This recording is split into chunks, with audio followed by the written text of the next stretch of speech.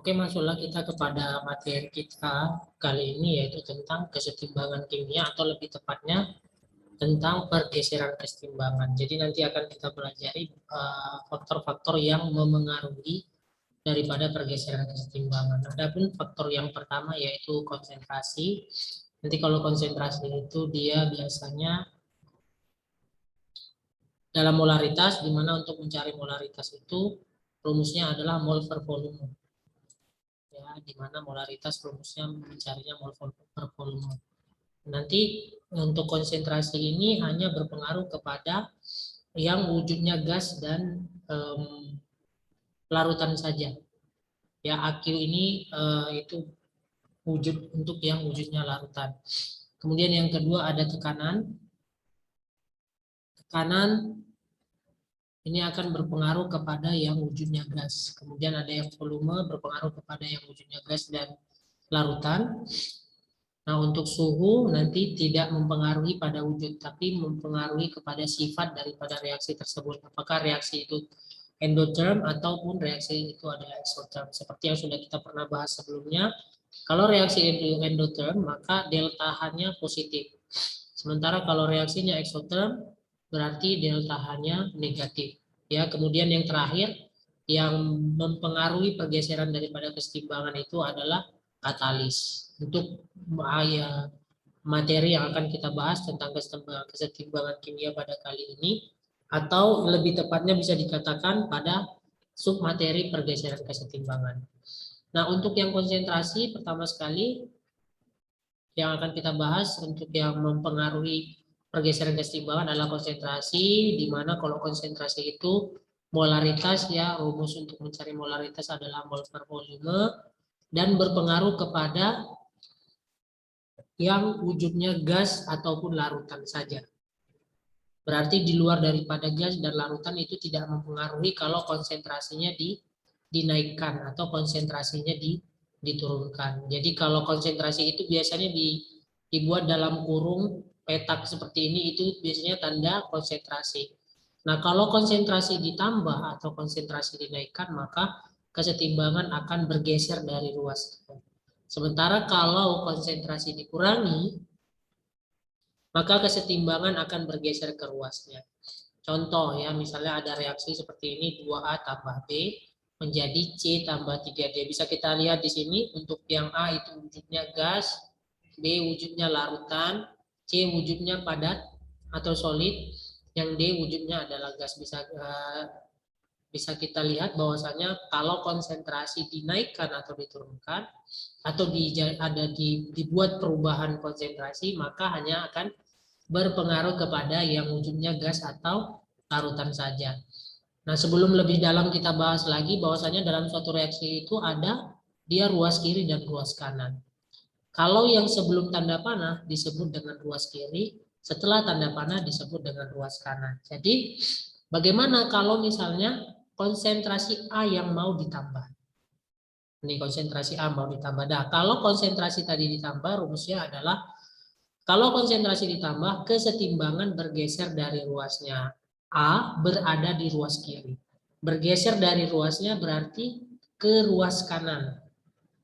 Gitu ya, maka kesetimbangan akan bergeser ke kanan. Jadi kalau konsentrasi A ditambah, maka kesetimbangan akan bergeser ke kanan. Nah, begitu pula misalnya kalau kita mengurangi konsentrasi B. B berada di ruas kiri, rumusnya tadi kalau konsentrasi dikurangi, maka kesetimbangan akan bergeser ke ruasnya. B berada di ruas kiri, maka kesetimbangan akan bergeser ke kiri.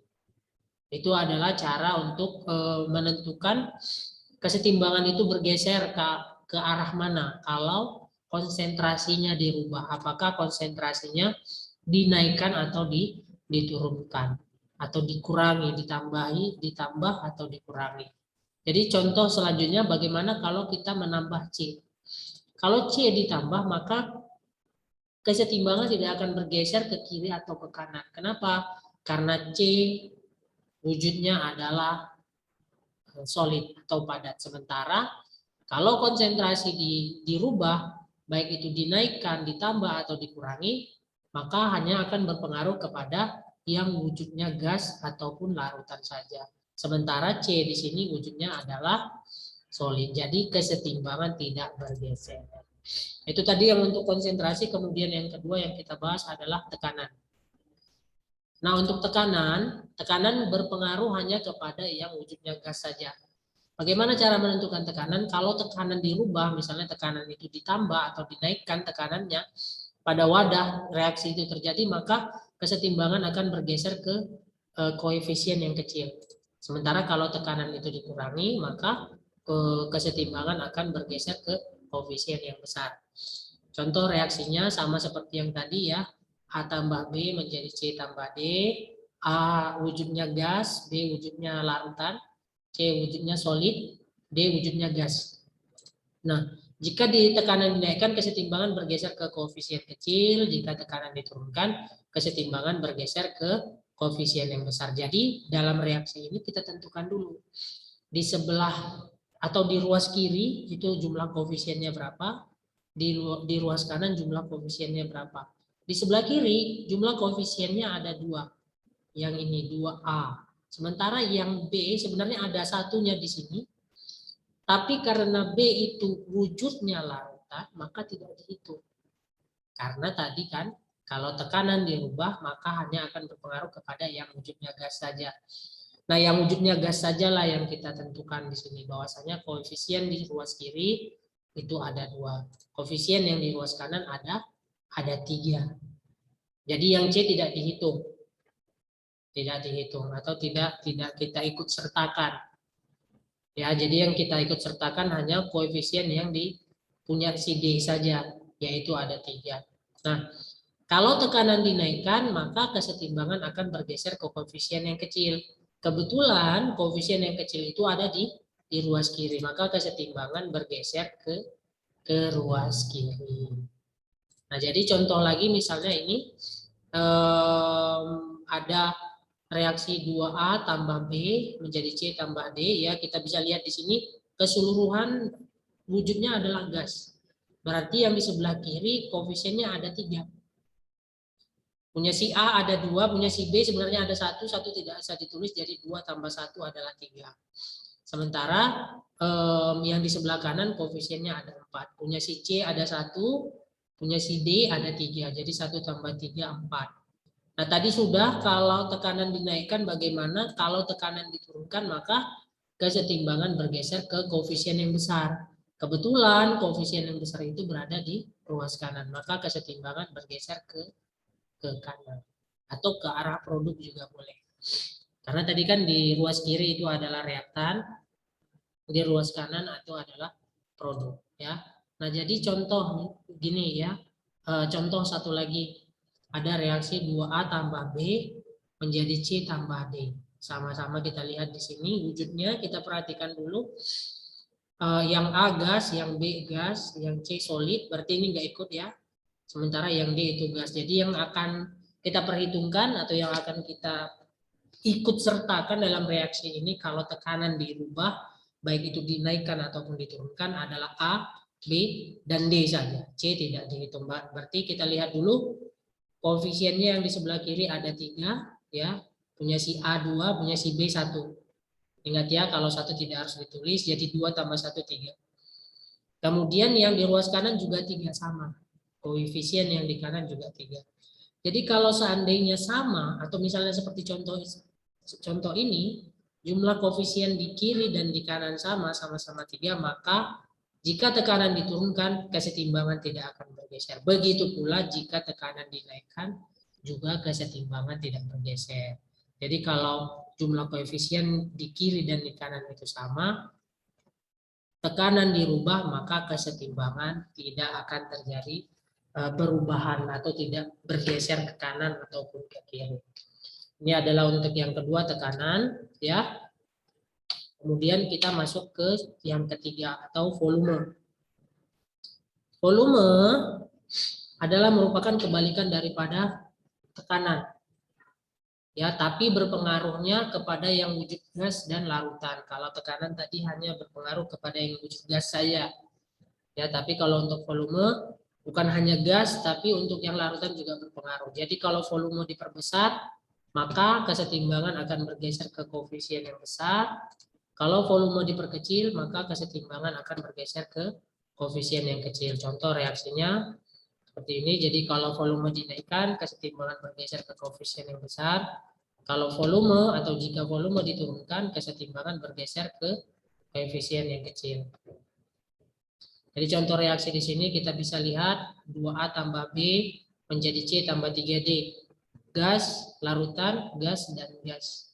Jadi semuanya bisa ikut berpengaruh kalau volume dinaikkan atau diturunkan. Kita tentukan dulu berapa jumlah koefisien yang di sebelah kiri, yaitu ada 3 ya, punya si A 2, punya si B 1, 2 tambah 1 jadinya 3. Begitu juga yang sebelah kanan, koefisiennya ada 4. Jadi koefisien kiri jauh lebih kecil dibandingkan dengan koefisien yang kanan. Lebih kecil koefisien kiri dibandingkan dengan koefisien yang kanan. Jadi kalau volume dinaikkan, maka kesetimbangan akan bergeser ke koefisien yang besar. Kebetulan koefisien yang besar itu berada di ruas kanan, maka kesetimbangan bergeser ke kanan. Nah, contoh satu lagi atau contoh berikutnya ya. Reaksinya sama, 2A tambah B menjadi C tambah 3D. Wujudnya juga sama, berarti koefisien yang di sebelah kiri itu ada 3, koefisien yang di sebelah kanan ada 4. Kalau volume diturunkan, maka kesetimbangan bergeser ke koefisien yang kecil. Kebetulan koefisien yang kecil ada di sebelah kiri, maka kesetimbangan bergeser ke arah kiri. Nah, jadi misal tambah lagi contohnya ada 2A tambah B menjadi C tambah 3D. Bisa kita lihat di sini perbedaannya ya. Wujudnya yang A gas, yang B gas, yang C solid, yang D gas. Berarti yang solid ini tidak masuk hitungan. Koefisien yang sebelah kiri 3, koefisien yang di sebelah kanan juga 3. Kalau sama jumlah koefisien yang di sebelah kiri dan jumlah koefisien yang di sebelah kanan, dilakukan perubahan volume atau dinaikkan atau diturunkan volumenya, maka kesetimbangan tidak bergeser. Kenapa? Karena koefisien yang di sebelah kiri dan yang di sebelah kanan itu sama.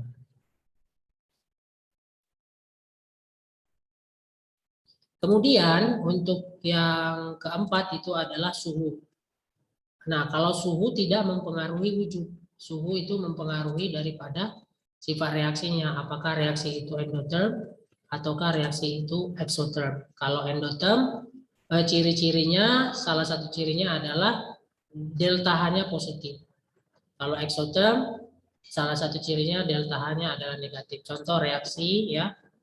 Tapi kita lihat dulu ya, kalau suhunya dinaikkan maka kesetimbangan akan bergeser ke arah endotherm. Kalau suhunya diturunkan maka kesetimbangan akan bergeser ke arah exotherm. Jadi contoh ada reaksi di sini ya.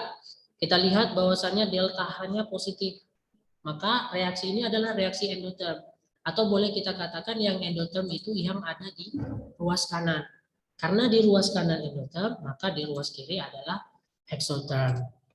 Jadi kalau suhu dinaikkan, kesetimbangan akan bergeser ke arah endotherm.